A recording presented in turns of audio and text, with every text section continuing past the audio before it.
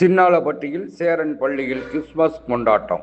Christmas தாத்தாவிடம் பரிசுகளை பெற்று துள்ளி குதித்த குழந்தைகள். திண்டுக்கல் சின்னாளப்பட்டி சேரன் வித்யாலயா மெட்ரிக் மேல்நிலைப் பள்ளியில் மாணவர்கள் மத்தியில் மத ஒற்றுமையை ஏற்படுத்தும் வண்ணம் கிறிஸ்துமஸ் பண்டிகையின் போது அரையாண்டு தேர்வுகளின் விடுமுறை வருவதால் முன்னதாக கிறிஸ்துமஸ் விழா நடைபெற்றது. மேடையில் குடிலமைத்து அதில் கிறிஸ்து பிறப்பது போல் குழந்தை இயேசுவின் சுர்பம் வைத்திருந்தனர்.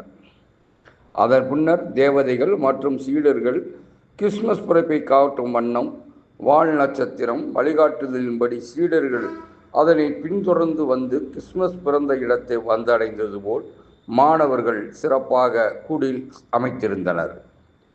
கிறிஸ்து பிறப்பை பற்றி பாடல்கள் பள்ளி மாணவ மாணவியர்கள் பாடினார்கள். நிறைவாக கிறிஸ்துமஸ் தாத்தாக்கள் வந்தவுடன் அமர்ந்திருந்த நூற்றுக்கணக்கான பள்ளி மாணவ மாணவியர்கள் துள்ளி குதித்தனர். கிறிஸ்துமஸ் தாத்தா பள்ளி குழந்தைகளுக்கு இனிப்புகளை வழங்கினார். பிறகு மேடையில் மாணவர்களுடன் சேர்ந்து நடனம் ஆடினார்.